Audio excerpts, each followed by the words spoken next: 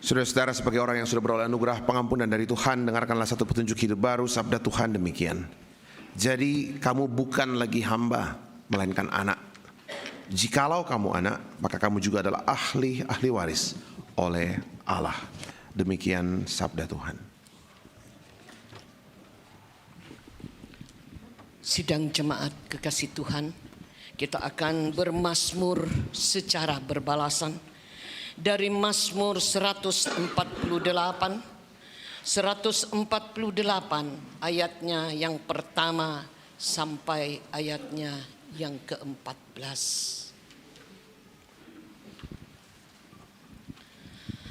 Langit dan bumi, pujilah Tuhan. Haleluya.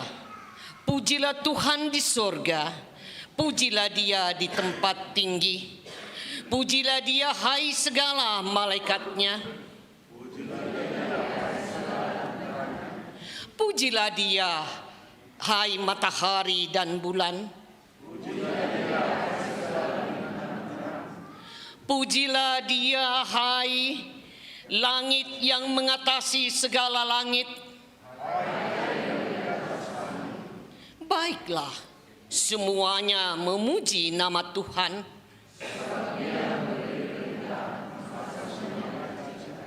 Dia mendirikan semuanya untuk seterusnya dan selamanya. Pujilah Tuhan di bumi. Hai api dan hujan es, salju dan kabut. Hai gunung-gunung dan segala bukit. Hai binatang-binatang liar dan segala hewan. Hai raja-raja di bumi dan segala bangsa. Hai teruna dan anak-anak darah.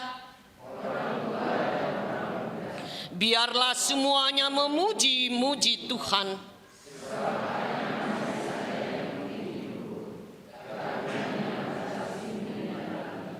Ia telah meninggikan tanduk umatnya. Bagi orang Israel, umat yang dekat padanya. Kita sambut dengan menyanyikan Haleluya Pudimi Tupuang.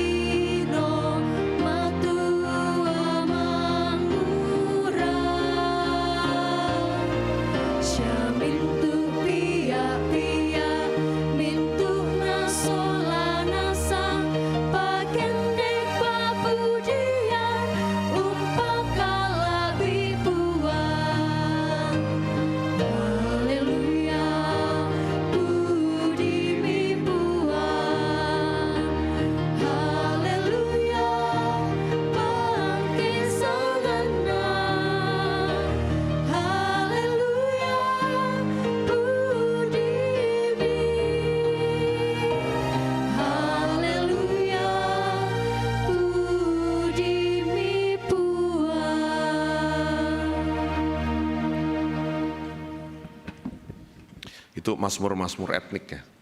Bapak Ibu, gereja Toraja sekarang sudah selesaikan 150 mazmur etnik. Jadi 150 semua ada mazmurnya. Tahun ini tuh mulai akan direkam satu demi satu masuk ke YouTube. Pak Yafet tanggung jawab bikin musiknya kan. Nah, jadi lebih mudah didengar gitu. Gereja Toraja juga lagi bantu buat mazmur dalam bahasa Duri. Gitu, karena kita cetak bahasa Duri Alkitab tadi pakai. Nah, kami waktu pertemuan di Bangkok dengan lembaga misi, saya bilang lebih bikin YouTube-nya mazmur. Itu gampang diputar gitu loh. Orang dengar berkali-kali. Dan rupanya lembaga misi dari luar itu tertarik sekali untuk program seperti itu. Baik Bapak Ibu Saudara-saudara, kita bersyukur untuk semua kebaikan Tuhan.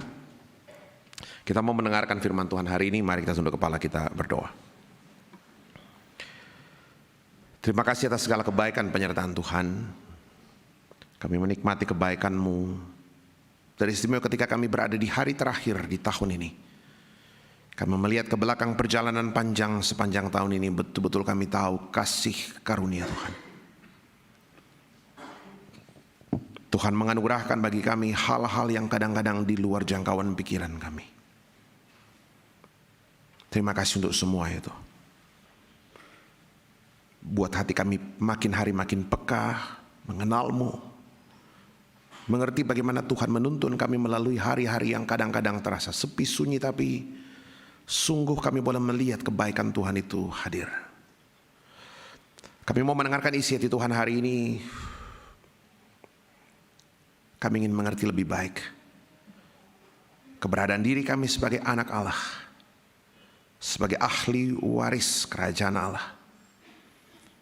Tolong hamba-Mu untuk menguraikan dengan baik apa yang Tuhan mau, agar kami sungguh mengerti kehendak Tuhan. Kami tahu menempatkan diri kami sebagai seorang anak Allah yang telah ditebus oleh Kristus. Tuhan berkenan berbicara bagi kami melampaui segala kelemahan keterbatasan hamba-Mu. Berbicaralah Tuhan, ambil alih pemberitaan firman dari tempat ini kata demi kata. Dan biarkan kami boleh mengerti isi hati Tuhan. Di dalam nama anak Yesus Kristus kami berdoa, terpuji nama Tuhan. Amin.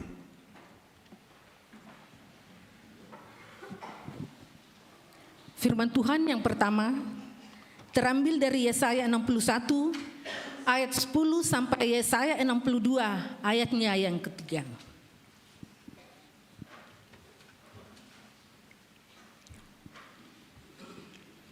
Aku bersukaria di dalam Tuhan, jiwaku bersorak-sorai di dalam Allahku, sebab Ia mengenakan pakaian keselamatan kepadaku dan menyelubungi aku dengan jubah kebenaran. Seperti pengantin laki-laki yang mengenakan perhiasan kepala, dan seperti pengantin perempuan yang memakai perhiasannya. Sebab seperti bumi memancarkan tumbuh-tumbuhan, dan seperti kebun menumbuhkan benih yang ditaburkan, demikianlah Tuhan Allah akan menumbuhkan kebenaran dan puji-pujian di depan semua bangsa-bangsa. Oleh karena Sion, aku tidak dapat berdiam diri. Dan oleh karena Yerusalem, aku tidak akan tinggal tenang sampai kebenarannya bersinar seperti cahaya dan keselamatannya menyala seperti sulu. Maka bangsa-bangsa akan melihat kebenaran-Mu dan semua raja akan melihat kemuliaan-Mu. Dan orang akan menyebut Engkau dengan nama baru yang akan ditentukan oleh Tuhan sendiri. Engkau akan menjadi mahkota keagungan di tangan Tuhan dan serban kerajaan di tangan Allah-Mu. Amin. Firman Tuhan yang kedua terambil dari Galatia pasal 4 ayat 4 sampai ayatnya yang ke-7.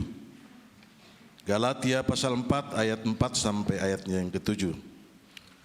Tak ada lagi perhambaan. Tetapi setelah genap waktunya, maka Allah mengutus anaknya yang lahir dari seorang perempuan dan takluk kepada hukum Taurat. Ia diutus untuk menebus mereka yang takluk kepada hukum Taurat, supaya kita diterima menjadi anak. Dan karena kamu adalah anak, maka Allah telah menyuruh roh anaknya ke dalam hati kita yang berseru, Ya Abba, ya Bapa. Jadi kamu bukan lagi hamba, melainkan anak. Jikalau kamu anak, maka kamu juga adalah ahli-ahli waris oleh Allah. Amin firman Tuhan.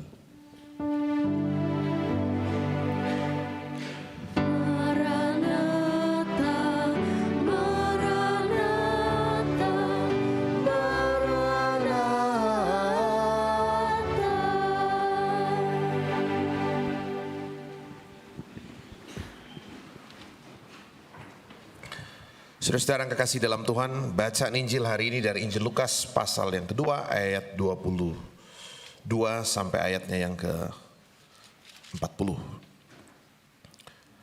Injil Lukas pasal 2 ayat 22, saya baca ayat 21 sampai ayat 40. Firman Tuhan demikian. Dan ketika genap 8 hari dan ia harus disunatkan, ia diberi nama Yesus, yaitu nama yang disebut oleh malaikat sebelum ia dikandung ibunya.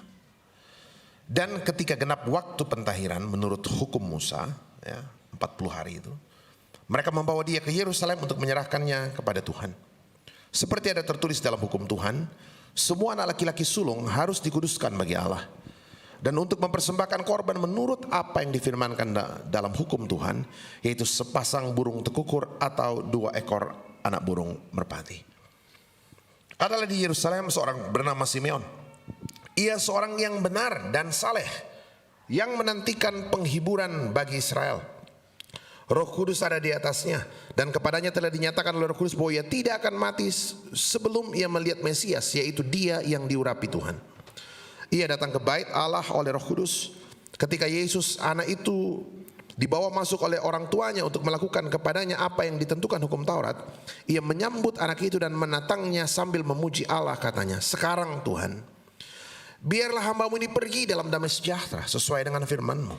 Sebab mataku telah melihat keselamatan yang daripadamu, yang telah Engkau sediakan di hadapan segala bangsa, yaitu terang yang menjadi penyataan bagi bangsa-bangsa lain dan menjadi kemuliaan bagi umat-Mu Israel.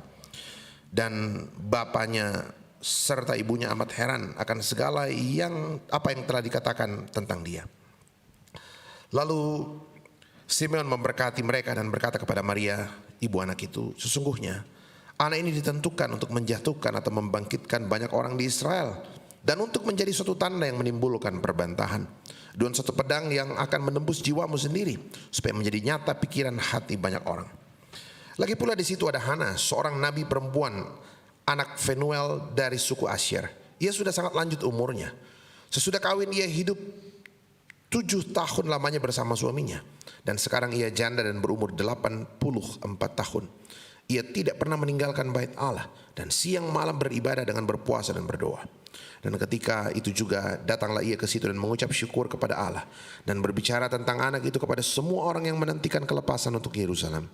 Dan setelah selesai semua yang harus dilakukan menurut hukum Tuhan, kembalilah mereka ke kota kediamannya, yaitu kota Nazaret di Galilea. Anak itu bertambah besar dan menjadi kuat, penuh hikmat dan kasih karunia Allah ada padanya. Demikian Injil Yesus Kristus, Kure Sumanga Puang.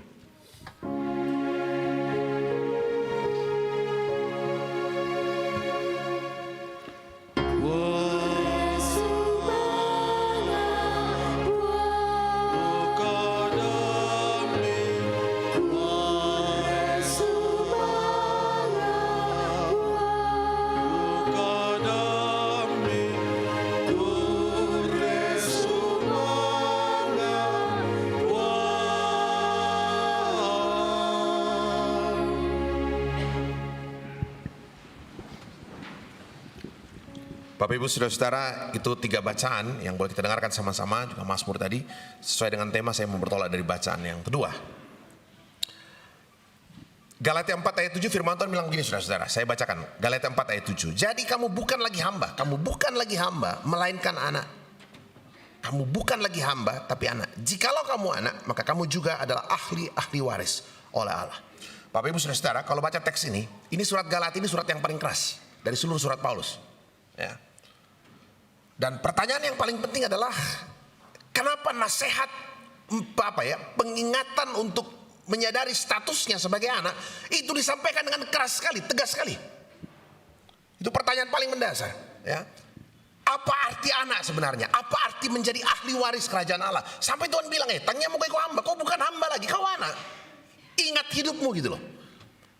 Ya, Bapak Ibu Saudara, sekali lagi saya bilang, ini surat Paulus yang paling keras tuh. Kalau Bapak Ibu baca mulai dari awal ya, Bapak Ibu Saudara, pasal 3, 4 dan 5, memang isu anak ahli waris itu jadi persoalan penting, ya. Penjelasan ada di bab 3, bab 5. Tapi intinya adalah mau mengingatkan kau anak gitu. Dan pertanyaan paling penting adalah kenapa itu penting sekali diingatkan? Ya, Bapak Ibu Saudara, setiap orang harus ingat dia bukan hamba, kau anak gitu. Apa yang Tuhan mau saya tahu sebenarnya? Apa arti hidup sebagai seorang anak? Saya ketika baca teks ini saya bilang, Yule, saya anak, tapi jangan-jangan selama ini hidup seperti hamba gitu. Apa arti anak sebenarnya, saudara-saudara? Itu pertanyaan paling mendasar. Tadi saya bilang, ini surat yang paling keras. Kalau Bapak Ibu baca misalnya, tidak ada surat lain Paulus yang pakai sampai sebut orang Galatia sampai sebut di dalam surat itu terkutuk gitu loh, misalnya. Saya bacakan misalnya di bagian paling depan di Galatia 1 ayat 8, dia bilang gini, tapi sekalipun kami atau seseorang malaikat dari sorga yang memberitakan kepadamu suatu Injil yang berbeda dengan Injil yang telah kami beritakan kepadamu, terkutuklah dia. Bayangkan tuh. Coba bayangkan tuh, saking jengkelnya Paulus gitu. Tapi kalau baca seluruh surat Paulus, memang kelihatan itu dia kayak marah sekali gitu. Ya, mulai surat Galatia dari pasal pertama. Terkutuklah dia. Terkutuk itu dalam bahasa Yunani anatema. Anatema terkutuk ini seruan kepada Tuhan yang berharap melakukan sesuatu tanpa kesempatan lagi diberikan pengampunan. Bayangkan tuh. Saya bilang, wah, kok sampai marah sekali gitu. Atau di dalam Galatia pasal 3 ayat 1 dia bilang begini, hai orang-orang Galatia yang bodoh gitu loh. Bayangkan tuh. Hai orang-orang Galatia yang bodoh, siapakah yang telah mempesona kamu? Bukankah Yesus Kristus yang disalibkan itu telah dilukiskan dengan begitu terang di hadapanmu? Kau anak, tapi kau hidup seperti hamba gitu loh. Itu pertanyaan paling mendasar, saudara-saudara. Jadi apa arti menjadi anak sebenarnya? Apa arti menjadi ahli waris? Mengapa ini menjadi sebuah hal yang luar biasa tegas dan keras? Diingatkan oleh Paulus bahwa kamu itu anak, bukan lagi hamba. Bapak Ibu Saudara-saudara, kalau lihat beberapa teks di dalam surat Galatia, memang ini satu surat yang kalau kita mau mengerti harus dibaca tuntas surat itu, supaya kita paham apa yang terjadi sebenarnya di dalam. Tapi kalau lihat beberapa ayat terkait, saya kutip beberapa saja. Galatia 4 ayat 5, dia bilang begini, ya. Ia diutus untuk menebus mereka yang takluk kepada hukum Taurat supaya kita diterima menjadi anak. Ia diutus untuk menebus mereka yang takluk kepada hukum Taurat supaya kita diterima menjadi anak. Jadi coba lihat Bapak Ibu Saudara. Yang pertama, perubahan status dari hamba menjadi anak itu adalah status yang diperoleh karena kematian Kristus. Saya bisa jadi anak, harganya itu mahal sekali. Saya bisa jadi anak, harganya mahal sekali. Jadi coba bayangkan, kalau harganya saya jadi anak itu adalah kematian anak Allah. Coba bayangkan. Saya bisa jadi anak karena kematian anak Allah. Jadi perubahan status dari hamba menjadi anak itu adalah perubahan yang terjadi karena apa? Penebusan, kematian Kristus. Saya lihat teks aslinya, saya yang menarik juga ini. Kata penebusan itu dari kata Yunani exagorazo. X itu ditarik keluar. Exagorazo. Agora itu apa? Agora itu rupanya pasar dalam dunia masyarakat Yunani, tempat budak atau hewan sembelihan itu diperjualbelikan. Jadi sebelum kita di-X dari agora, sebelum kita ditebus, kita itu seperti apa? Budak dan hewan sembelihan yang diperjualbelikan di pasar. Coba bayangkan tuh. Dan ketika Tuhan menebus hidupmu, itu artinya apa? Tuhan tarik exagorazo, di-X-kan, dikeluarkan dari agora. Yang tadinya kau diperjualbelikan, ditawar orang, kau dinilai dengan uang, sekian aja hargamu tuh. Jadi saya bilang, kalau ada orang masih mengukur dirinya dengan uang, keterlaluan. Kau kembali seperti hamba, saya bilang. Coba bayangkan tuh. Kita itu, jadi ditebus itu, dikeluarkan dari agora. Agora itu apa? Pasar tempat budak dan hewan diperjualbelikan. Jadi saya bilang luar biasa ya. Kalau saya masih menilai diri saya dengan uang, betul-betul itu saya seperti budak dan hamba ada dalam agora. Ini dekat-dekat pilkada ini. Saya bilang keterlaluan loh. Kalau saya masih gitu, betul-betul itu saya bilang, kau tidak hargai itu penebusan yang Tuhan berikan. Lamureken 100 sabu, 200 sabu, 300 sabu. Nasipira tuh kuasu susah ngalut ya.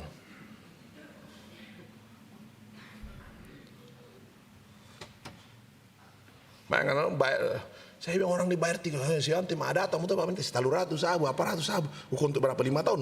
Mukali sangat lo, pire kalau enggak musangal lo. Coba bayangkan, saya kaget juga baca penebusan itu dilepaskan dari pasar yang memperlakukan orang itu seperti budak gitu. Nah, Bapak Ibu Saudara-saudara, jadi ditebus itu berarti dikeluarkan dari tempat itu, ya, dikeluarkan, ditebus dari itu. Dan saudara-saudara, status sebagai anak itu juga jelas sekali. Status sebagai anak itu juga jelas sekali. Saya bacakan ya, ayat 3, Galatia 3, mulai ayat 5. Galatia pasal 3 ayat 5. Saya bacakan nih. Jadi bagaimana sekarang?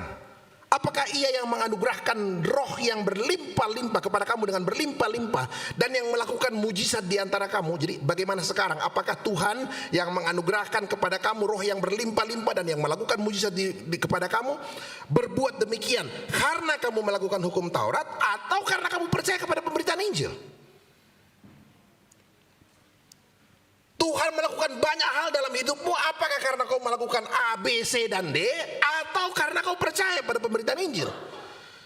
Ayat 6, Galatia 3 ayat 6. Secara itu juga Abraham percaya kepada Allah, maka Allah memperhitungkan hal itu kepadanya sebagai kebenaran.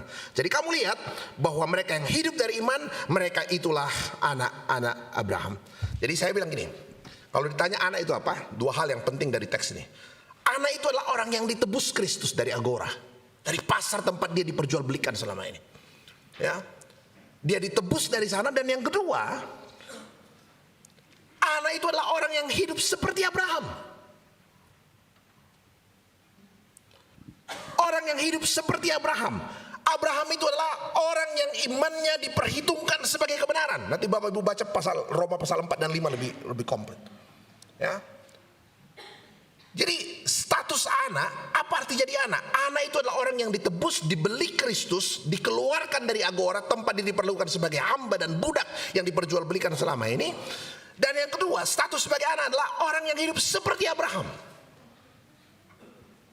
Abraham itu apa?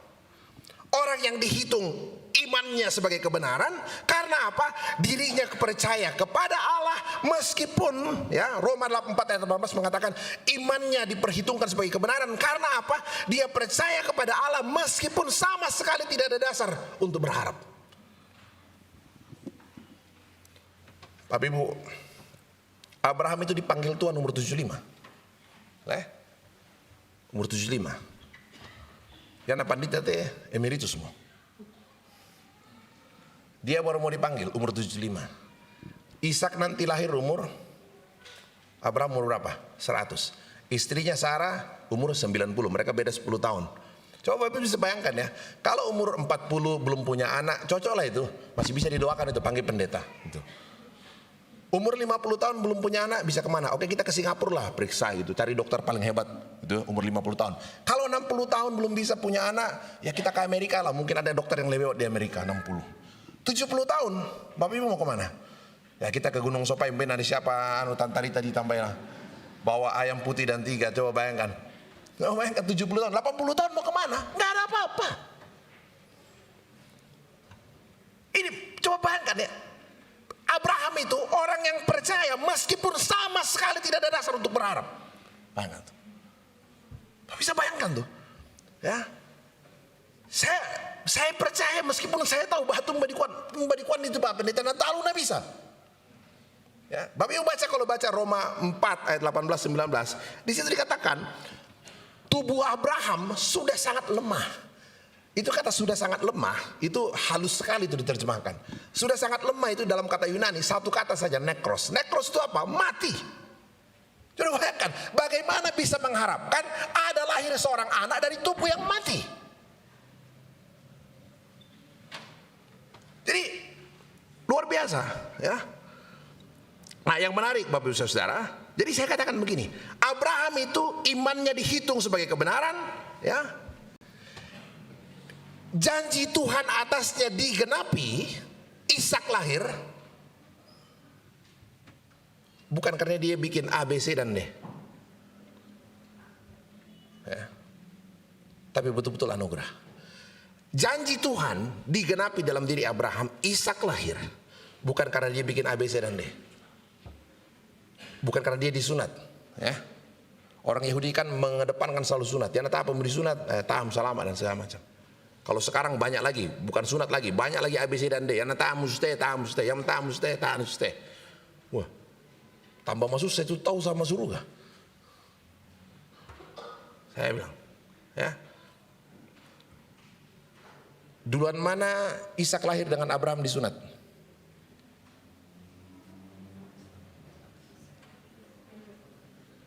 Apakah Ishak lahir karena Abraham disunat atau apa?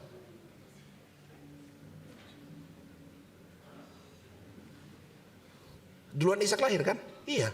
Karena Abraham nanti itu disunat sama-sama dengan Ishak, ya kan? Jadi jelas sekali, Abraham, janji Tuhan dalam diri Abraham digenapi bukan karena dia bukan bikin A, B, C, dan D, tapi itu betul-betul anugerah. Anugerah ketika dia percaya pada janji Tuhan meskipun sama sekali tidak ada dasar untuk percaya. Itu anak tuh.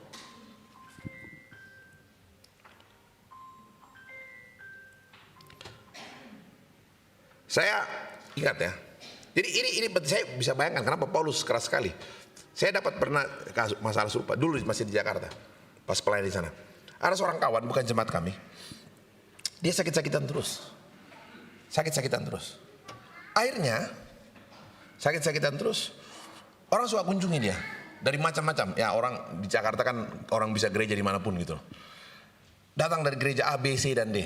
Terakhir itu ada yang rutin sekali kunjungi. Ya, biasa saya bilang, kalau orang selalu dalam kelemahan kan gampang sekali goyah gitu. Jadi tanyalah. Dia ditanyain. Ada yang kunjungi mengatakan, ibu, ya mau masaki bang teh, mang kitiro teh. Ini karena waktu bapak kecil, ibu kecil dulu cuma dibaptis dibaptis percik. Jadi yang tuh nama saki bang tuh kali merokok sama ulum mana tuh. Benar-benar nih. Dia bilang orang lagi sakit kan jadi gampang ini. Dia bilang tapi sekali dikunjungi 2 kali, 3 kali. Dia cerita sama saya bang, enggak lah. Kita kan sudah dia. Tapi terakhir karena mungkin selama 1 tahun dikunjungi taruh di pas itu taruh. Dia bilang satu kali telepon, Papa Nadia, Pak Alfred. Saya bilang kenapa kak? Beku tangga-tangga susi teh. Masa kita rumah tuh nanti kali ku. Nah saya taruh uang itu nak be karena ulum mana tuh dia nusan lu tuh. Jadi gimana kak? Saya pikir-pikir gini kak. Natasha rana salah teh kutol itu. Ya rina salah tuh kisaki ditol-tol ya napa melosia teh. Pokok bang me. Saya bilang gini kak. Ini bukan soal salah ditol-tol saya bilang. Ya. Ini bukan soal salah ditol-tol. Tapi saya bukakan surat Galatia. Saya bilang begini. Nanti baca di Galatia pasal 5 Bapak Ibu Saudara. Dan itu terkait sekali dengan isu yang kita bicarakan hari ini. Nanti baca. Di surat Galatia itu terjadi perdebatan tentang antara orang Yahudi, orang Kristen dari latar belakang Yahudi yang memang dari kecil disunat, dengan orang Kristen dari non-Yahudi yang memang tidak bersunat. Gitu loh. Waktu orang Kristen dari non-Yahudi, orang Yunani masuk Kristen, no kami itu orang Kristen latar belakang Yahudi yang sunat. Nah, yang natamu sarani mau kutu sama ne, pa yang natamu disunat, ina tadu karena mulu salama. Akhirnya karena tiap hari digituin, tidak sempurna, yang natamu tuh sangat tangan boleh temu mana suruh gara kutu dan segala macam. Akhirnya sebagian dari mereka mulai mengatakan, oh iya. Anu Melosia katanya layor kalau salah tuh ke anu Melosia itu sunat aja kalau begitu. Apa jawab Paulus? Paulus bilang begini ya. Galatia 5 ayat 1. Supaya kita sungguh-sungguh merdeka, Kristus telah memerdekakan kita. Karena itu berdirilah teguh dan jangan mau lagi dikenakan kuk perhambaan. Sesungguhnya aku Paulus berkata kepadamu, ayat yang kedua, jikalau kamu menyunatkan dirimu lagi, Kristus sama sekali tidak berguna untuk dirimu. Saya bilang bukan soal ditoleh-toleh, tapi kalau kau sudah gantikan, kau percaya kau diselamatkan karena itu. Saya bilang apa artinya? Kau sudah mengganti kematian Kristus dengan ritual.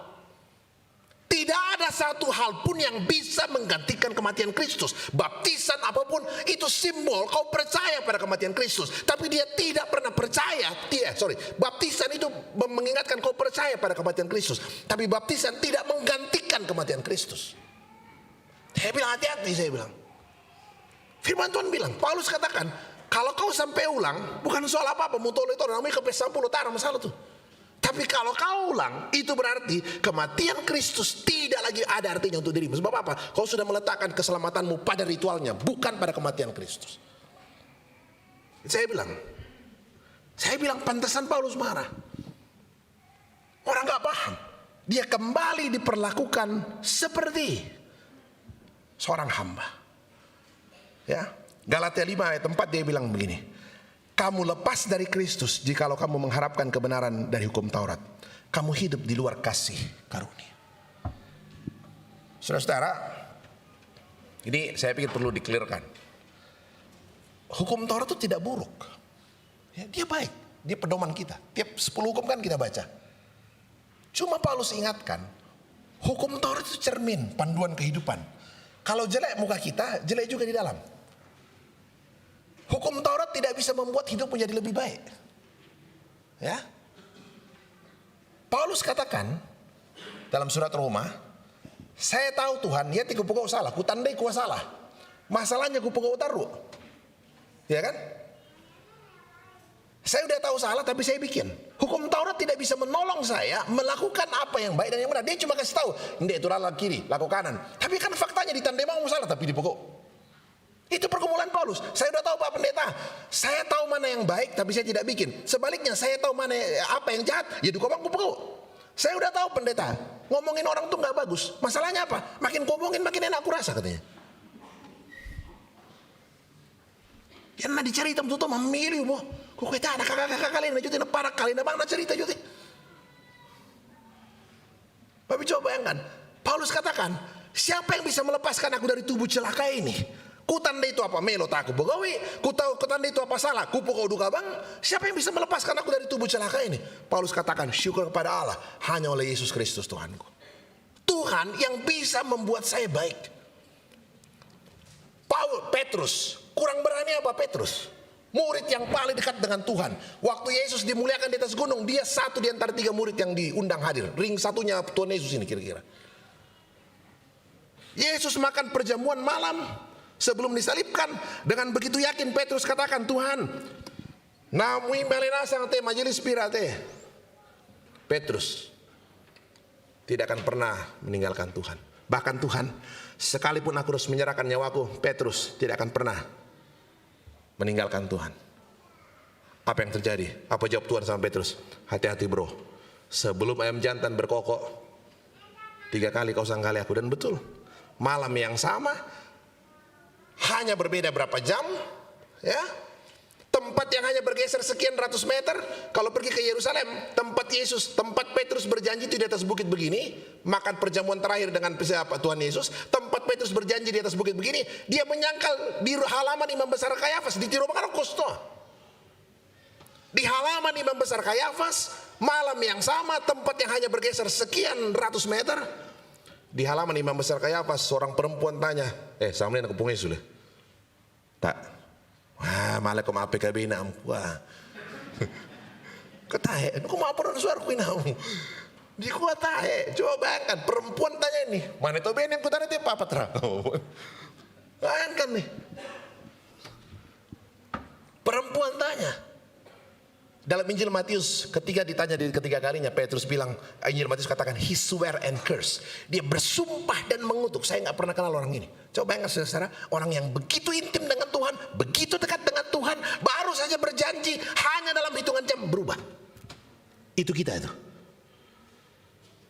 Jadi kalau saya mau berharap keselamatan dari diri saya sendiri, nggak mungkin.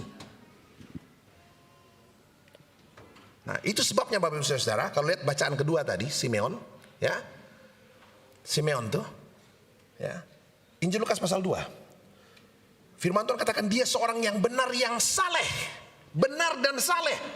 Oh. Tapi coba lihat, kapan dia percaya tentang kepastian keselamatan? Dia percaya tentang kepastian keselamatan bukan karena kebenaran dan kesalehannya. Nanti setelah dia gendong bayi Yesus yang baru berumur 40 hari itu, baru dia katakan, "Hopo sama Tuhan, kami minta bayi mau temo." Jadi coba bayangkan, dia yakin untuk dipanggil Tuhan. Dia kan bilang, "Tuhan, saya sudah melihat keselamatan yang datang daripadamu. Biarlah sekarang hambamu ini pergi dalam damai sejahtera. Depart in peace." Dia melihat kematian. Setelah dia melihat bayi Yesus yang menyelamatkan itu, dia melihat kematian itu sebagai satu depart in peace, pergi dalam damai sejahtera. Namun minta bayi mau tempo, mau Tuhan, saya mau. Sebab apa? Saya sudah melihat keselamatan yang datang dari Tuhan. Coba bayangkan ya. Dia percaya tentang keselamatan itu, dia berani tatap kematiannya bukan karena selama umur hidupnya hidup benar dan saleh, bukan. Dia yakin tatap keselamatan, dia yakin tatap kematian karena apa? Hari itu dia sudah gendong bayi Yesus. Kepastian keselamatan. Bukan karena saya hidup baik A, B, C, dan D selama ini. Nah, karena itu saudara-saudara, Tuhan mau saya hidup sebagai anak. Kalau Bapak Ibu ingat cerita anak yang hilang, itu bagus sekali tuh. Contoh anak yang hidup sebagai anak dengan anak yang hidup sebagai hamba. Nah, itu. Siapa yang hidup sebagai hamba? Anak yang hidup sebagai hamba. Anak bungsu apa anak sulung?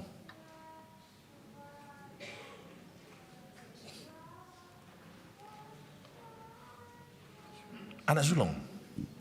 Ya. Yang pergi tinggalkan rumah berpesta pora dengan pelacur-pelacur itu anak bungsu tuh.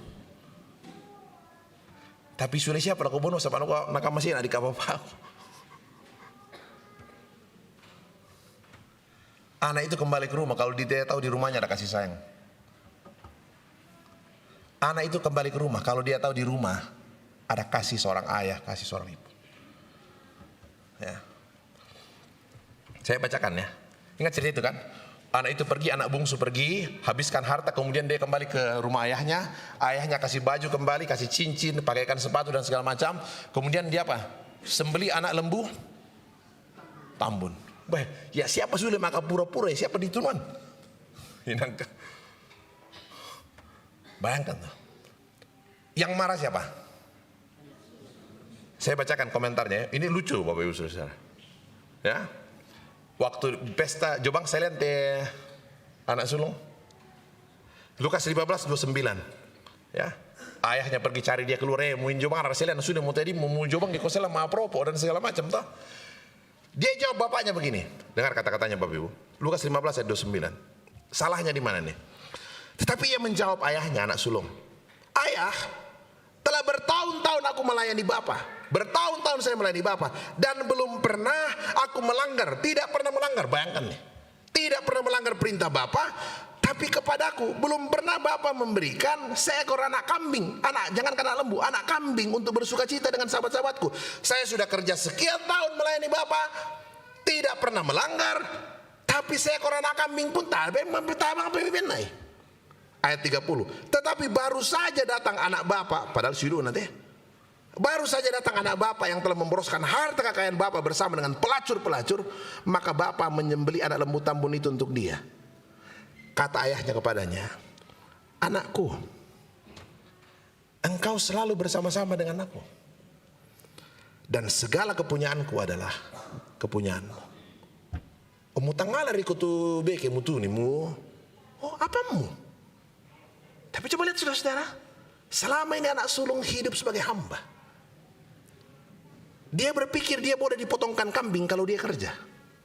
Makanya dia bilang, "Tuhan, Bapak, saya sudah kerja berpuluh-puluh tahun. Melayani, tidak pernah melanggar. Oh, namui beke misa tadu kembena." Bapaknya bilang apa ya, "Anakku, engkau anakku. Ya tu mintu apangku, apamu? Oh, mutang tunuriko." Coba bayangkan ya. Saya kadang-kadang berlaku seperti hamba. Berpikir saya mau dapat A, B, C, dan D karena saya buat A, B, C, dan D. Kau anak.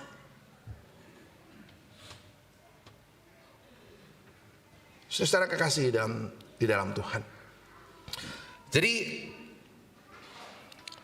Kalau Tuhan mau saya hidup sebagai anak, maka hal utama yang Tuhan mau adalah saya hidup seperti Abraham. Ya. Saya hidup seperti Abraham, percaya pada janji Tuhan meskipun sulit untuk berharap. Dan Tuhan mau relasi saya dengan Tuhan itu bukan relasi upah kerja, hitung-hitungan dengan Tuhan, tapi relasi Bapa dengan anak. Adakah Bapa hitung-hitungan dengan anaknya? Yang nanti Bapa hitung-hitungan dengan anaknya, oh tak amkutan itu. Relasi seorang Bapa itu relasi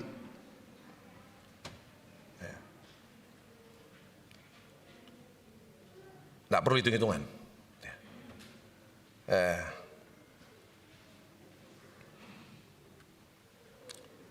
Sapaan favorit Yesus Bapa. Dan dia juga mau saya panggil Allah itu dengan Bapa. Makanya kita diajarkan doa Bapa kami. Tiap kali kita berseru kepada Tuhan, ingat, dia seperti ayahmu, Bapa. Bahkan dalam bahasa Yunani itu, dia pakai seruan biasa itu bahasa Aram. Bukan Bapak formil tapi Papa. Oh, bayangkan itu. Hubungan yang lebih intim. Ya. Hubungan Bapa dengan anak itu dalam Lukas 11 dia bilang begini, Bapa manakah di antara kamu jika anaknya minta ikan akan memberikan ular, atau jika ia minta telur akan memberikan kepadanya kalajengking. Jadi jika kamu yang jahat saja tahu memberikan yang baik kepada anak-anakmu, apalagi Bapamu di surga. Oh, sedangkan kita kamu teh anak tamak kuliah aja membela di tangga-tangga guman di syarga. Pokoknya kita berusaha ada anak kurang tuh sena. Kita teh yang jahat nih, apalagi Bapamu di sorga. Luar biasa. Jadi saya pikir kita betul-betul bersyukur Tuhan izinkan kita ada di penghujung tahun ini, Bapak Ibu. Kita akan masuk ke tahun mendatang. Ya. Tentu banyak sekali tantangan, persoalan ada di sana. Tapi kita juga ingat, kita adalah ahli waris kerajaan Allah.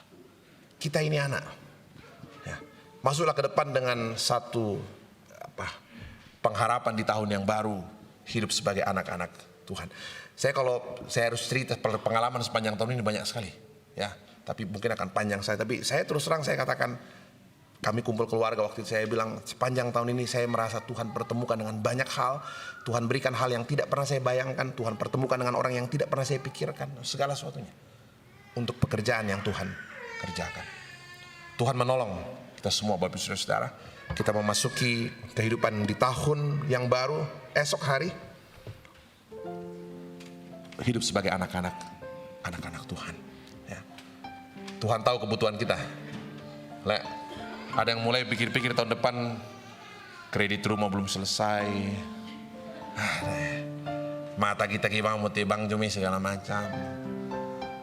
Apalagi itu ada anaknya tahun depan sudah harus kuliah, ya. Karena masyarakat dipakai uang muka, DP dan segala macam. Ada yang mungkin bergumul dengan kesehatannya, ya. Tapi buat saya firman Tuhan itu jelas banget. Kau anak gitu. Dan segala yang ada pada Allah itu punyamu.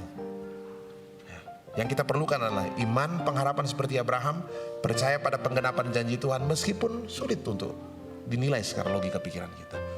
Kita tatap hari depan, tahun yang baru dengan penuh pengharapan. Saudara-saudara, kita ucapkan doa Bapa kami bersama-sama. Bapa kami yang di surga, dikuduskanlah namamu, datanglah kerajaan, jadilah kehendak-Mu di bumi seperti di surga. Berikanlah kami pada hari ini makanan kami yang secukupnya, dan ampunilah kami akan kesalahan kami, seperti kami juga mengampuni orang yang bersalah. Dan janganlah bawa kami dalam pencobaan, tapi lepaskan kami daripada yang jahat. Karena Engkau yang punya kerajaan dan kuasa dan kemuliaan sampai selama-lamanya. Amin. Jemaat Tuhan, kita berdiri.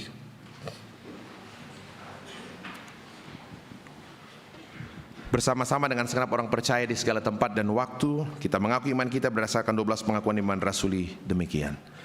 Aku percaya kepada Allah, Bapa yang Maha Kuasa, Khalik langit dan bumi, dan kepada Yesus Kristus, anaknya yang tunggal Tuhan kita, yang dikandung daripada Roh Kudus, lahir dari anak darah Maria, yang menderita di bawah pemerintahan Pontius Pilatus, disalibkan, mati dan dikuburkan, turun ke dalam kerajaan maut. Pada hari yang ketiga, bangkit pula dari antara orang mati, naik ke sorga, duduk di sebelah kanan Allah, Bapa yang Maha Kuasa, dan akan datang dari sana untuk menghakimi orang yang hidup dan yang mati. Aku percaya kepada Roh Kudus, gereja yang kudus dan am, persekutuan orang kudus, pengampunan dosa, kebangkitan daging, dan hidup yang kekal. Amin. Silakan duduk kembali.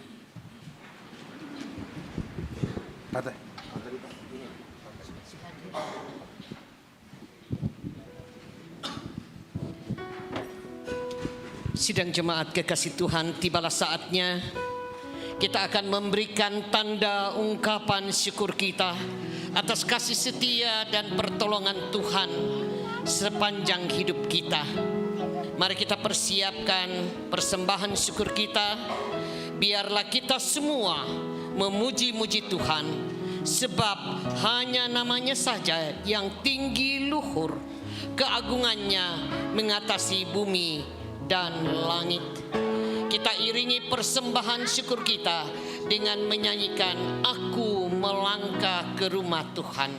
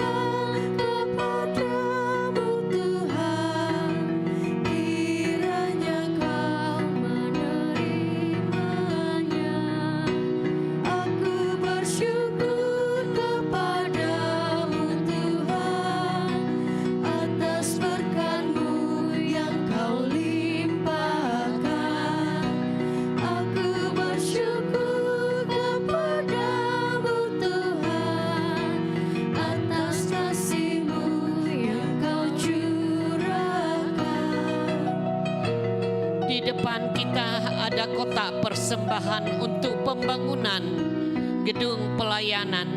Mari Bapak Ibu, kita memberi persembahan sebagaimana, seberapapun, besar kecil, mulia di hadapan Tuhan.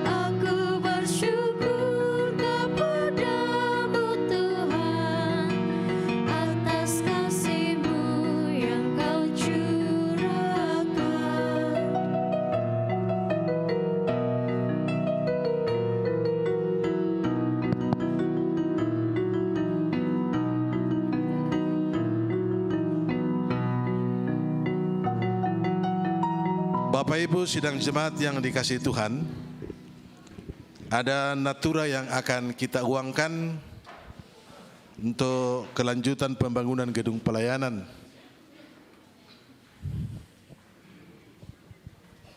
Ya mate malepong siya kapua. Nakataw kiano mbay lautongan niya te. Ya. Tanay ko mbay lautongan. Sistem Amerika lah tapake. Angkat tangan saja Bapak Ibu. Sambil itu ada majelis gereja yang akan membawa pundi. Tatawai. Silakan. Ya, silakan yang angkat tangan. 100. Waktunya 1 menit. Ya, 100 umutnya.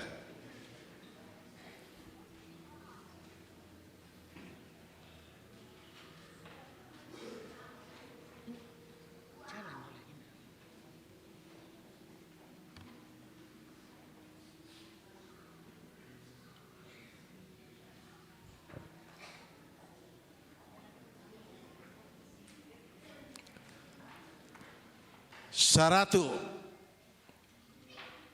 pen 500. Tinggal 5 detik. Ya. 3 kali. Banitam. Pak Daud. Terima kasih Pak. Tuhan memberkati. Oh ya teh lelang biasa. Yang lelang Amerika ini sama malai pungkapo udah jadi. Apa risina teh bah? Ini pernah. Bapak tertolong. Apa risilan? Lelang biasa. Iya. Apa? Buah-buahan apa? Ya. Iya. Waden markisa dan ya, silakan Bapak Ibu tawar sistem biasa. 100 1 kali. Persembahkan kembali. Ya di Pasiba Inanda. 100 1 kali, 2 kali. Dipersembahkan kembali. Majelis gereja. Pentalun. Kembali. Sulela kopa apenatua Israel sedan lowo. Sulit ama? Tara. 100.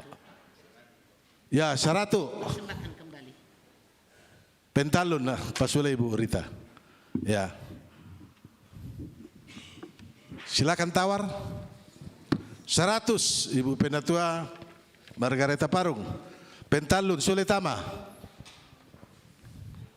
Suletama lah. Oh, Suletama. Masorak ya penanan. Silakan tawar. Pira? 100. Pisan penduan 200. Pentalun. Dempa misa indah. Oh punti teh. Ya. Silakan tawar. 100. 100 1 kali. 2 kali. Time oh. 200 pisan Pak Israel. Penduan pentalun. Sulit amar kah? Sulit matir kah? Oh. Dempa. Oh, dempa. Ya sulit mana? Siapa tak siapa? Ya. Silakan tawar. 100, 200, 3 kali. Bapak doh. Saya letama puji Tuhan. Silakan tawar. Dona pamai bokot. Saya dona mai tak mampu agamara domai. Taran itu budanda tapi kamu sorokan penaya tu mamengan. Yang patu to. Ya pakai. Pira. 100. Pisan penduan. Taimo. Pentalun.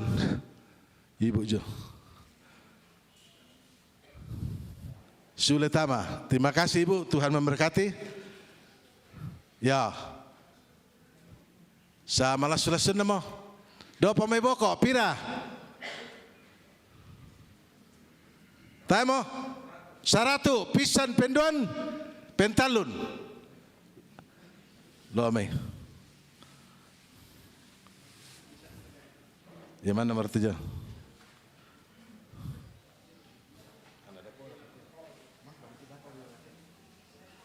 Ya. Tak siapa lah. Apa itu? Wah, ada perkata apa dek? Ini permis apa? 100. Oh ya. Tawai ke? Depa dipakai dah kobong ya.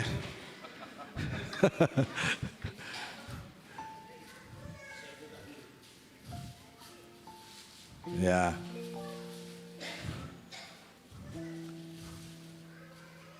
Oh ya. Wah cantik. Silakan tawar. Pira. Udah nasa ke depan atau coba note jadi. Ibu dulu dia ratu 50 pentalun. Deh. Ibu pendatua. Ibu diaken pentalun 50 sabu. Lama perjamuan ki. Terima kasih Bapak Ibu, Tuhan memberkati kita semua. Bapak Ibu Saudara-saudara, kita bersyukur untuk semua kebaikan penyertaan Tuhan. Kita terus doakan pembangunan gedung pelayanan boleh selesai dengan baik. Ini apa ya? Kita bersyukur teman-teman boleh kerja dengan jauh lebih cepat dari yang kita perkirakan sebenarnya. Kita berpikir tadinya paling akhir September, kalau udah hebat sekali kalau bisa diatapin. Ternyata kita bisa kerja lebih dari itu. Dan bahkan sudah dinding dan Om Papa Agri talem panator rote dentar rumah lelang tama. Jadi seingat saya betul-betul Tuhan luar biasa, tidak pernah pekerjaan ini berhenti, dana itu selalu ada. Saya juga nggak tahu bagaimana Tuhan gerakkan semua orang untuk terlibat ya. Jadi tadinya kita pikir mau diselesaikan mungkin 3 tahun gitu Papa Agri, tapi setelah lihat besar semangat besar jemaat. Ada yang anaknya dulu, atau mungkin pernah di sini, atau dibaptis di sini, diberkati di sini. Jadi semua telepon kiri kanan, gitu loh. Dan betul-betul luar biasa. Jadi teman-teman sudah bersepakat Pak Pendeta harus selesai tahun depan nih.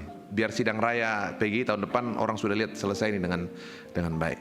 Kita lihat kurek-kurek yang kukuyo, yang nasi di imurnya terpangin danam bisa mamin, nah dimangkai madoi, gitu ya. Tapi saya percaya Tuhan kaya luar biasa, ini akan selesai dengan baik. Tak bang siapa namang ketina di netar rumah mau Natal. Tadi malam berapa hari ini Natal ramai sekali di sini. Jadi betul kita syukuri, betul-betul gereja ini harus jadi berkat untuk banyak orang. Nah, Bapak Ibu, saudara-saudara yang kekasih dalam Tuhan, seperti yang sudah disampaikan kepada kita, hari ini kita akan melaksanakan di penghujung tahun ini, kita akan melaksanakan sakramen perjamuan kudus yang mengingatkan kita adalah anak-anak Allah yang sudah ditebus Kristus. Kita duduk semeja dengan Tuhan, menikmati makanan, minuman, roti dan anggur yang Tuhan sediakan. Saudara-saudara, seperti yang telah disampaikan pada minggu sebelumnya, perjamuan kudus adalah suatu pelayanan yang Tuhan Yesus sendiri kehendaki untuk tetap dilakukan sampai Ia datang kembali dalam kemuliaan kerajaan-Nya. Setiap kali kita makan roti dan minum anggur dalam perjamuan kudus, kita mengingat pengorbanan Kristus di kayu salib, yaitu mati untuk menebus dan membebaskan kita dari kutuk dosa.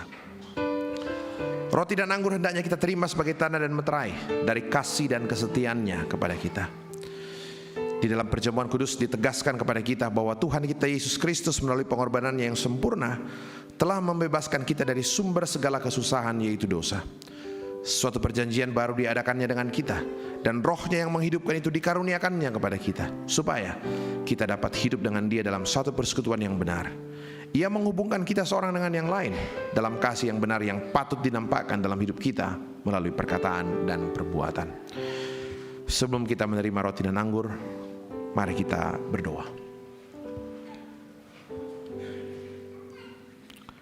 Ya Allah, Bapa kami di sorga, Engkau mengundang kami datang ke meja perjamuan-Mu. Engkau mempersilahkan kami melihat dan merasakan betapa baik dan bersahabatnya Engkau. Kini kami datang sebagaimana adanya, dan Engkau tahu bahwa ada di antara kami yang tertekan oleh berbagai kekhawatiran. Ada juga yang masih terlibat dan terlilit di dalam dosa. Keadaan ini semakin pahit ketika kami merasakan betapa banyaknya hal yang seharusnya kami lakukan tapi tidak kami kerjakan. Sebaliknya, ada juga di antara kami yang penuh dengan sukacita dan syukur serta berlimpah kegembiraan dalam hidupnya. Tuhan, tolonglah kami. Kiranya dengan roti dan anggur yang terbagi hari ini, beban dan kegembiraan kami akan terbagi pula. Kuatkanlah persekutuan dan keyakinan kami lewat perjamuan-Mu ini di atas kasih dan kebaikan-Mu. Demi nama Tuhan Yesus kami berdoa. Amin. Sementara meja perjamuan kudus disiapkan, PKJ 155.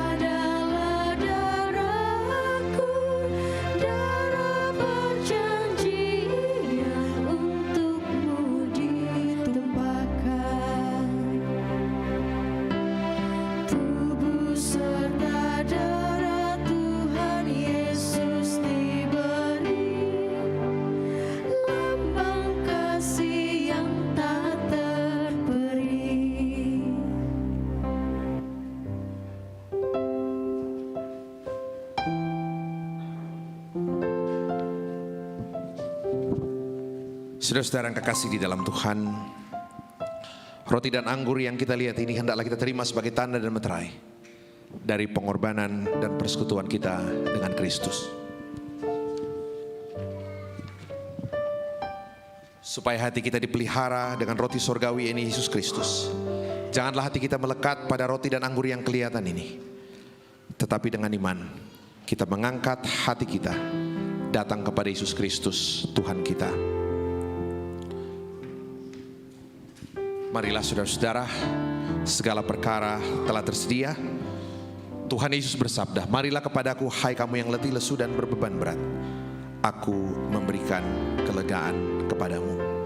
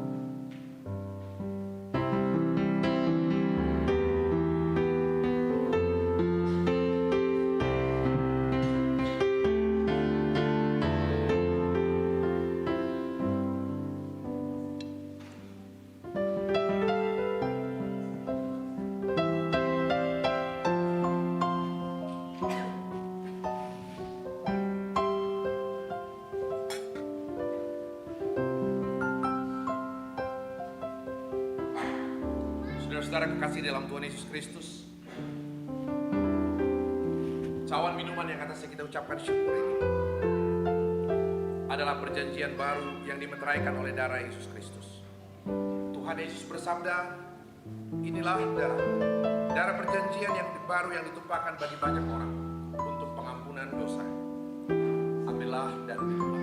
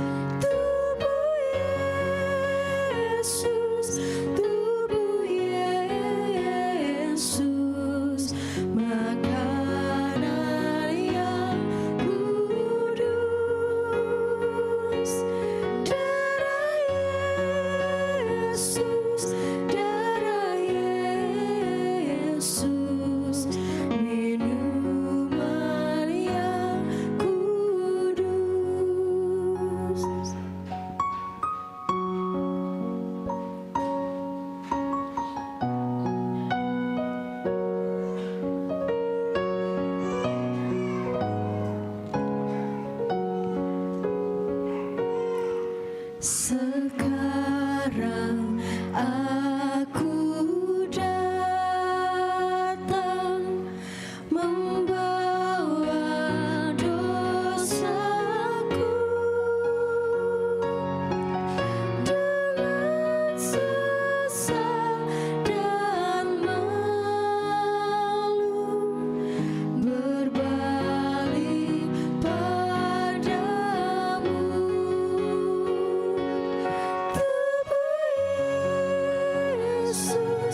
Tubuh Yesus, makanan yang kudus.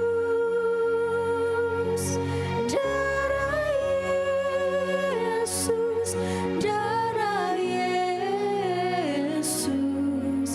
minuman yang kudus.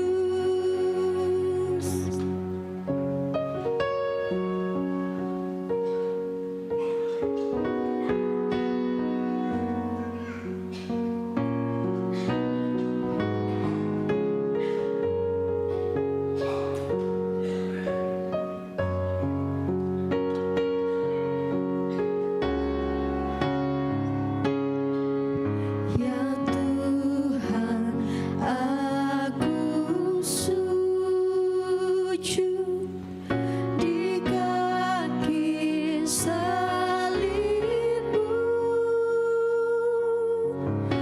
memohon pengampunan, hapuskan dosaku.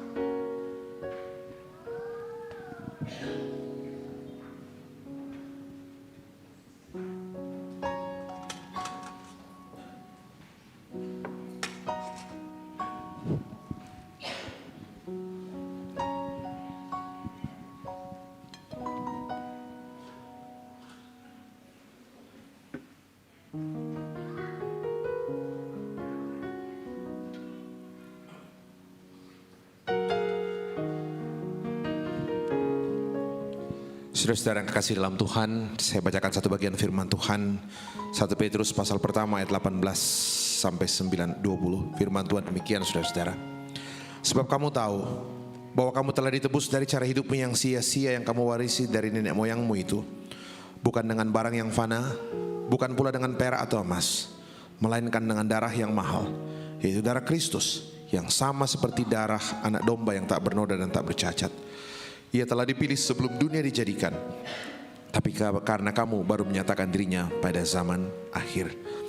Demikian sabda Tuhan. Saudara-saudara, mengucap syukurlah secara pribadi dalam doa kepada Tuhan.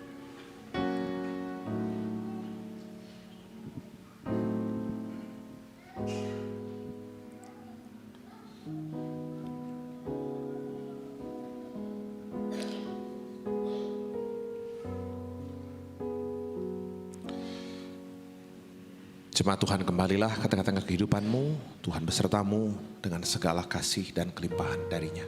Tuhan memberkati.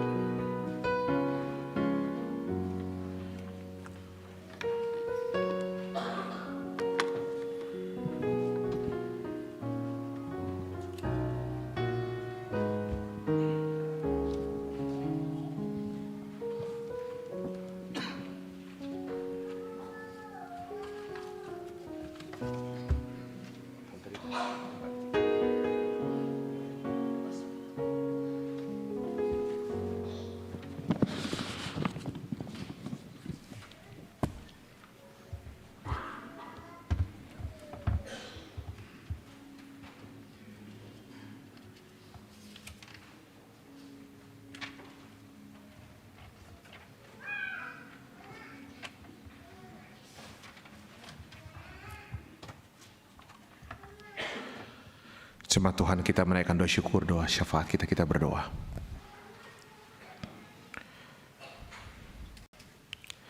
Tuhan, kini kami ada di penghujung tahun ini. Dalam beberapa jam ke depan kami akan memasuki kehidupan di tahun yang baru. Kami punya pengharapan, kami punya keberanian menatap hari depan karena satu hal. Tuhan ada bersama dengan kami. Teguhkan anak-anakmu untuk terus menjalani kehidupan ke depan di tahun yang baru. Biarkan perjalanan sepanjang tahun ini menjadi bekal pengalaman tentang kebaikan kesetiaan Tuhan. Seperti Engkau telah memelihara kami sepanjang setahun silam ini. Kami tahu Engkau pun akan setia menopang kami di tahun yang baru. Lawat anak-anakmu secara pribadi. Izinkan mereka mengalami perjumpaan yang sungguh dengan Tuhan. Dan mereka boleh melihat bagaimana hidup mereka terus ditopang, dikuatkan oleh Tuhan. Kami sungguh mohon anugerah kasih setia Tuhan menjadi bagian kehidupan seluruh jemaat-Mu. Berkati setiap usaha mereka, pekerjaan mereka, jerih lelah mereka. Izinkan mereka mengalami perjumpaan dengan Tuhan. Anak-anak kami dimanapun mereka berada, tangan Tuhan menjaga. Dalam pendidikan, pekerjaan mereka, pertumbuhan anak cucu kami, Tuhan sayang. Cukupkan apa yang menjadi kebutuhan. Izinkan mereka Tuhan dipimpin Tuhan sendiri. Di tengah-tengah banyak sekali perubahan tantangan di tengah-tengah kehidupan kami mohon Bapa, jangan ada satupun anak-anak kami yang lepas dari genggaman kasih setia Tuhan. Ingatkan mereka selalu, mereka milik Tuhan, kepunyaan Tuhan. Anugerahkan yang terbaik di tengah-tengah kehidupan seluruh anak-anak kami. Tuhan, kami berdoa untuk semua kegiatan pelayanan di tengah-tengah jemaat-Mu. Bapak dan Ibu Pendeta, seluruh pelayan Tuhan, apapun peran yang Tuhan berikan bagi kami, izinkan kami melayani Tuhan dengan sepenuh hati kami, penuh dengan sukacita. Tambahkan talenta lebih lagi, dan jemaat ini sungguh boleh menjadi saksi Kristus dalam dunia ini. Berkati seluruh pelayanan ke depan gereja Toraja dimanapun Tuhan pimpin, bahkan seluruh umat Tuhan di muka bumi ini Tuhan pimpin, untuk terus bersaksi tentang kebaikan Tuhan. Dan biarkan Bapak di tengah-tengah sukacita Natal ini, suasana menjelang tahun baru, damai Kristus sungguh boleh dibagikan oleh gerejamu dimanapun berada. Terima kasih Tuhan.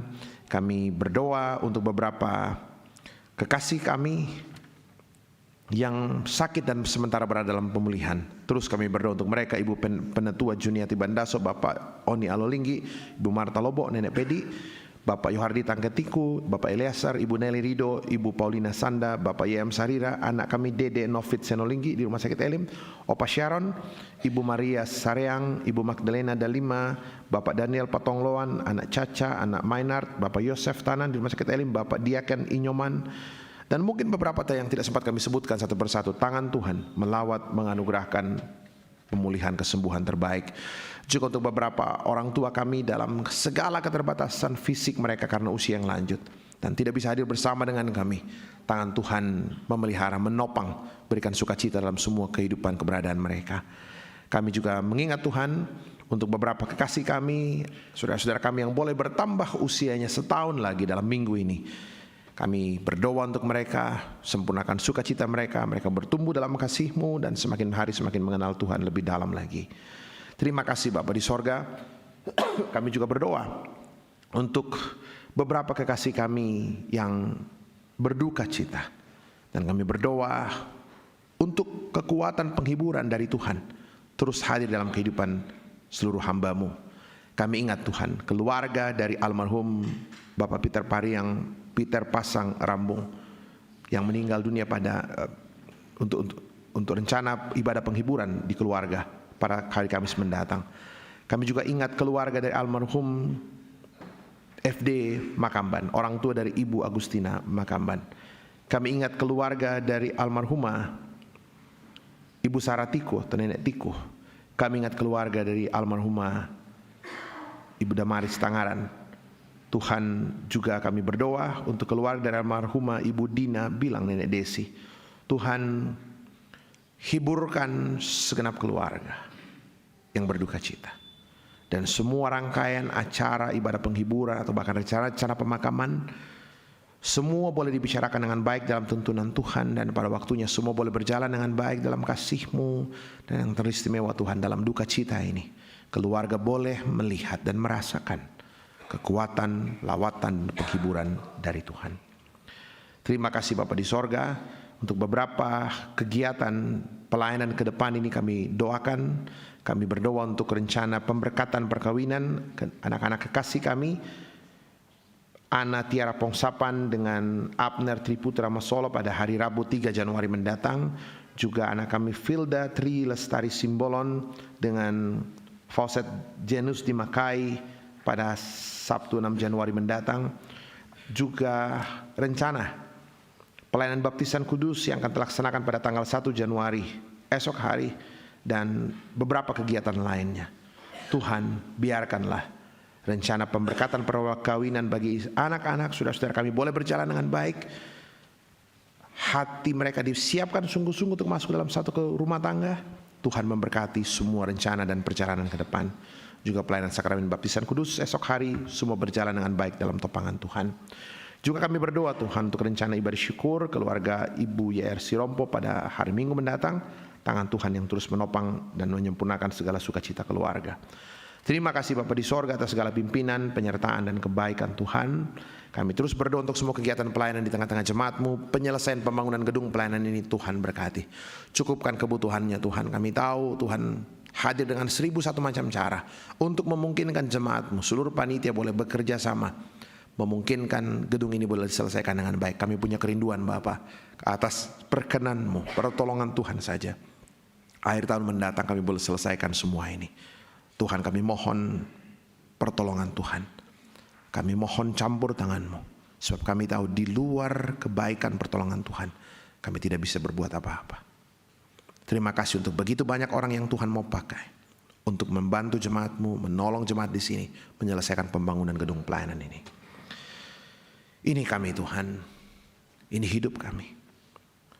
Persembahan syukur yang boleh kami berikan. Puji-pujian kami, Tuhan berkenan atasnya. Dan biarkan Bapa, semua boleh berarti untuk pewartaan Injil-Mu dalam dunia ini. Kami akan kembali ke tengah-tengah kehidupan kami dengan penuh pengharapan. Tuhan pimpin kami hari ini. Bahkan Tuhan pimpin kami melewati tahun ini. Ketika kami akan menjalani pergantian tahun sepanjang hari ini, kami mohon pimpinan penyertaan Tuhan. Dengarkan kami Bapa. Dalam nama anak Yesus Kristus kami berdoa. Terpuji nama Tuhan. Amin.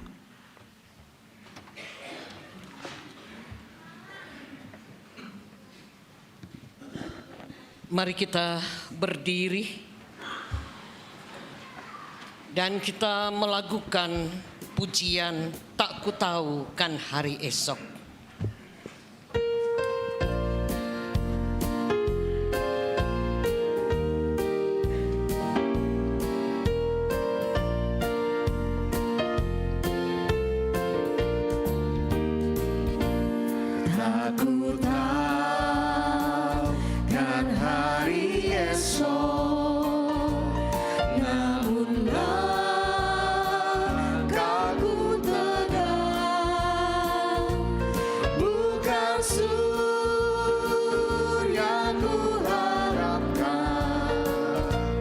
Karena surya akan lenyap, oh tiada ku gelisah akan masa menjelang. Ku berjalan serta Yesus, maka hatiku tenang. Banyak hal tak ku pahami dalam masa menjelang, tapi terang bagiku ini tangan Tuhan yang pegang.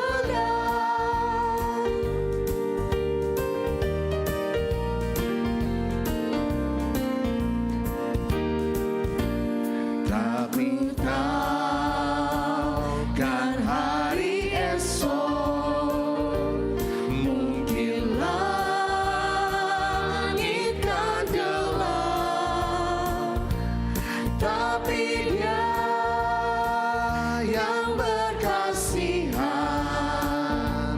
melindungiku terlalu. Gelombang dunia menderu,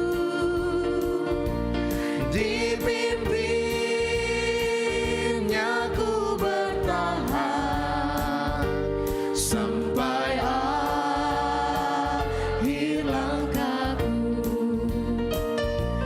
Banyak hal tak ku pahami dalam masa menjelang,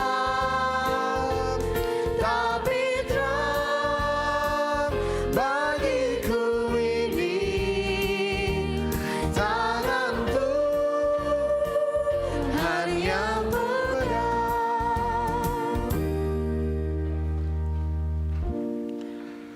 Saudara-saudara kekasih, kembali dan pergilah. Pergilah dan hiduplah sebagai anak-anak Allah.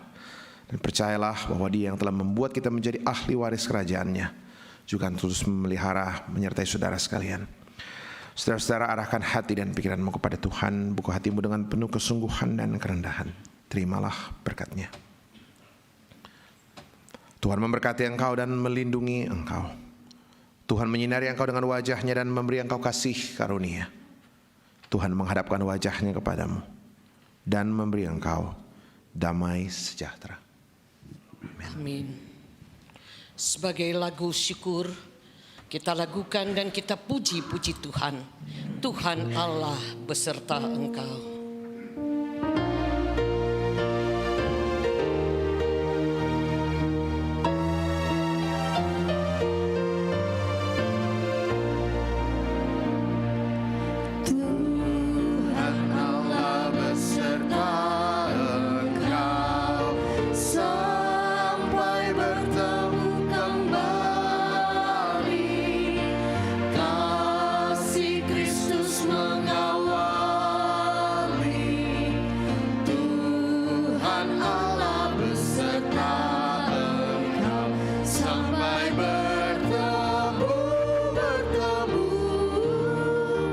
Sampai lagi kita bertemu, sampai bertemu, Tuhan Allah beserta engkau. Silakan salaman kanan kiri. Tuhan Allah beserta engkau, sayapnya pernaunganmu, sabda Kristus sentapanmu. Tuhan Allah beserta engkau sampai bertemu,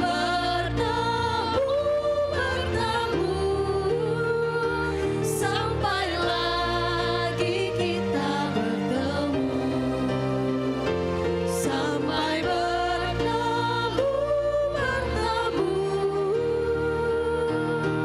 Tuhan Allah beserta engkau. Silakan mengucap syukur.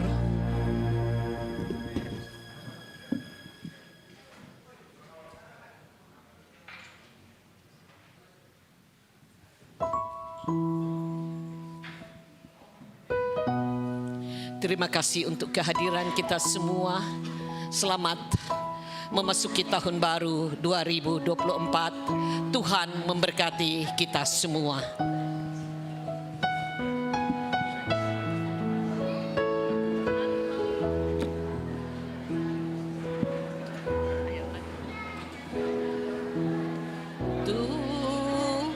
Lagi dek.